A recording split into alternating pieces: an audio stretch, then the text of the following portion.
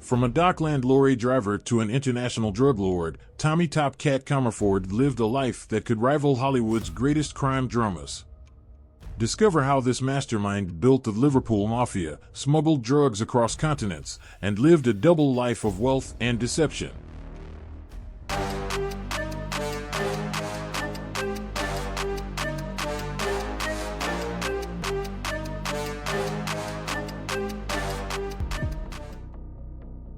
Tommy Comerford's journey, from humble beginnings as a dockland lorry driver to becoming a notorious international drug supplier, is a story that reads more like a Hollywood crime thriller than real life.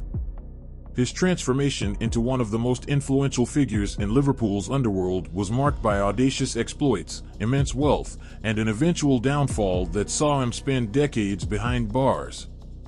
Born in 1933, Comerford grew up in Vauxhall, a working-class area of Liverpool, during the tumultuous years of World War II and its aftermath.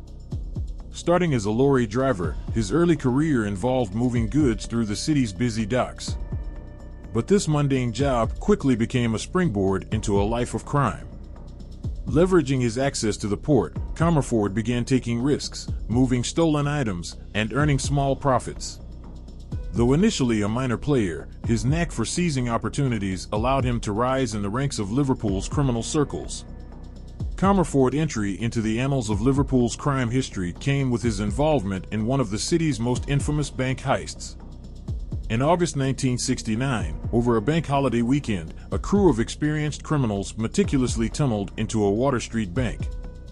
The gang used advanced tools like thermal lances to breach a heavily secured safe, escaping with a jaw-dropping £160,000, a sum that would equate to millions today.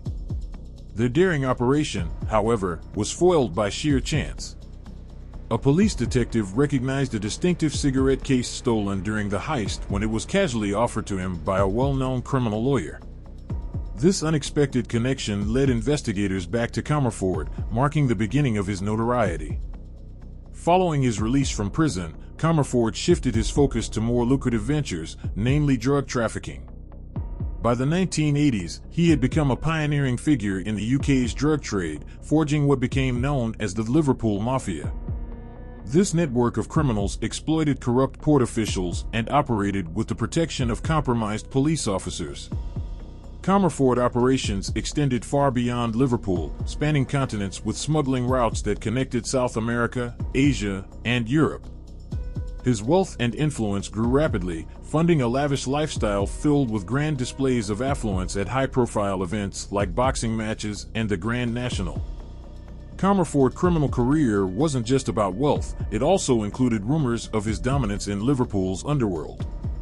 It is said that he and his associates played a key role in driving the infamous Cray twins out of Liverpool during their attempts to expand their operations in the 1960s. Comerford's reputation as a force to be reckoned with only solidified his position as a top criminal figure. However, Comerford's extravagant lifestyle and expanding empire drew the attention of law enforcement. Over the years, multiple investigations led to his arrest and imprisonment, totaling more than 30 years behind bars. Despite his time in prison, his influence and legacy in Liverpool's criminal world remained significant. In December 1970, Tommy Comerford faced a dramatic turning point in his criminal career when he was convicted of burglary and handed a 10-year prison sentence. The judge delivering the verdict made it clear that this was no ordinary crime, stating, "You were a party to a raid on a bank in the heart of this city, so successful that over £140,000 in cash and more than £20,000 in property was stolen. The greater bulk of that is still missing." This was top-level, professional, organized crime, carried out with the most modern, sophisticated equipment and all the planning and precision of a commando raid. Although Comerford's exact role in the infamous heist was never definitively established, his association with such a meticulously executed operation cemented his reputation as a highly skilled and audacious criminal. After spending several years behind bars, Comerford emerged from prison a changed man, not in moral character, but in criminal focus. He turned away from the high-risk world of robbery and plunged into the burgeoning drug trade, an enterprise he saw as both more profitable and less directly confrontational. Comerford wasted no time in assembling a crew that included 4 corrupt dockworkers to facilitate the smuggling of a large shipment of cannabis from North Africa. However, his ambitious plans were foiled by the vigilance of Merseyside drug squad and customs officials, who uncovered the plot and set up a sting operation at the docks. Comerford and his team were swiftly apprehended. What followed was a trial that underscored Comerford's flair for drama and bravado. At Liverpool Crown Court, he turned his trial into a spectacle by holding informal press conferences with reporters each day. When asked about the potential sentence he faced, Comerford cheekily quipped, "I've had a word with the judge and told him there's no way I'm going to accept a community service order." Despite his levity, the court sentenced him to 7 years in prison, though an appeal later reduced this to 4. Once released, Comerford didn't retreat into obscurity. Instead, he expanded his network of international criminal contacts and established himself as a flamboyant figure on Liverpool's social scene. Clad in custom-tailored suits, a luxury watch glinting on his wrist, he became a regular at prestigious events like boxing dinners and the Grand National. His penchant for flashing thick rolls of cash and rubbing elbows with the city's elite added to his notoriety. Yet Comerford's public displays of wealth stood in sharp contrast to the image he presented to government authorities. While living an extravagant life filled with foreign holidays, luxury cruises, and a residence in an upscale bungalow in Gattaca, he managed to secure a council flat in Belle Vale and even received welfare benefits. At one point, he successfully applied for a grant to refurbish the council flat. It was later revealed that this modest flat was far from an ordinary residence. It served as the operational headquarters for Comerford's expanding drug empire. Comerford's double life did not go unnoticed. Police surveillance intensified, particularly as suspicions grew about his extensive criminal operations. A pivotal breakthrough came after one of his drug dealers was apprehended following a dramatic motorbike chase. Faced with a stark choice, years in prison or cooperating with authorities, the dealer chose to turn informant. This decision led to a significant law enforcement operation, codenamed Eagle. Investigators uncovered a key link, a phone directory entry under the name The Hawk, which pointed directly to Comerford Council Flat on Lee Vale Road. Further investigation revealed the full extent of Comerford's deception. The flat, for which the £27 per week rent was covered by the Department of Health and Social Security, was not just a facade for his modest means. It was a hub for trafficking vast quantities of drugs, some of which were sold to U.S. soldiers stationed in West Germany. This audacious operation demonstrated Comerford's ability to manipulate systems for his own gain, blending the mundane and the extraordinary to sustain his criminal empire. The tale of Tommy Comerford's relentless pursuit of wealth and notoriety took another dramatic turn when one of his drug dealers provided crucial information to law enforcement. The informant revealed that Comerford, operating under the guise of an unemployed, middle-aged man, was flying into Heathrow Airport from Stuttgart. Upon his arrival, he confidently passed through the nothing-to-declared lane, but both he and an accomplice were swiftly apprehended.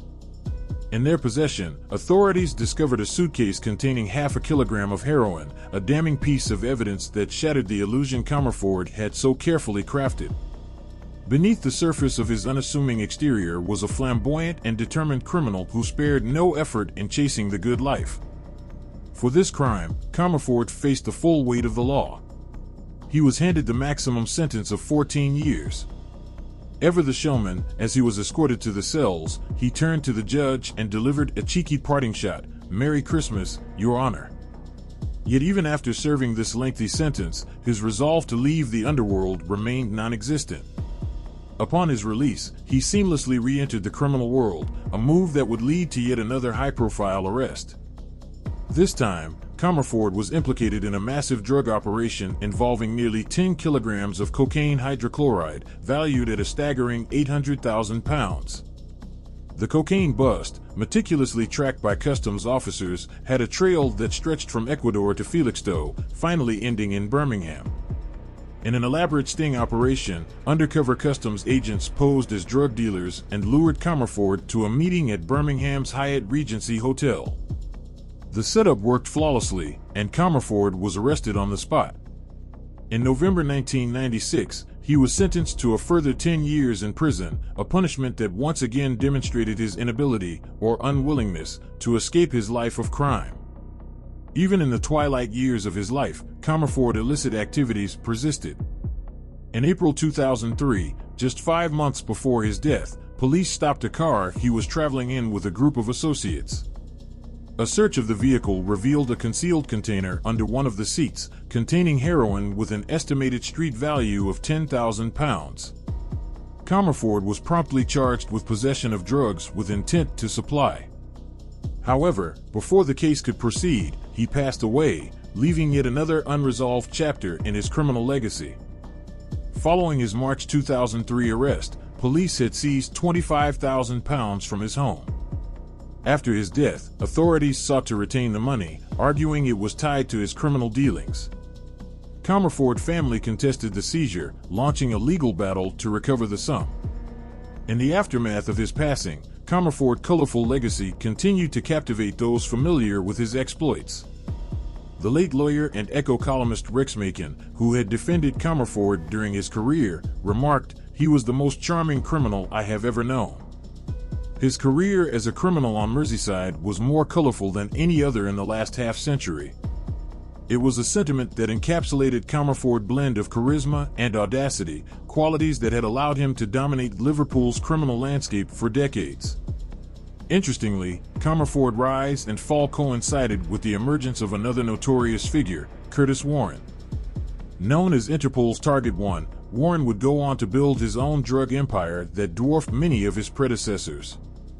True crime author Peter Walsh, who co-wrote Warren's biography, noted that Comerford's exploits paved the way for Warren's ascent, stating, "In a way, it started with Comerford and moved on to Warren."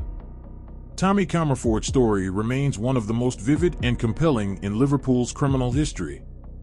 From the sheer scale of his crimes to his larger-than-life personality, he left an indelible mark on the city's underworld, cementing his place as one of its most notorious figures.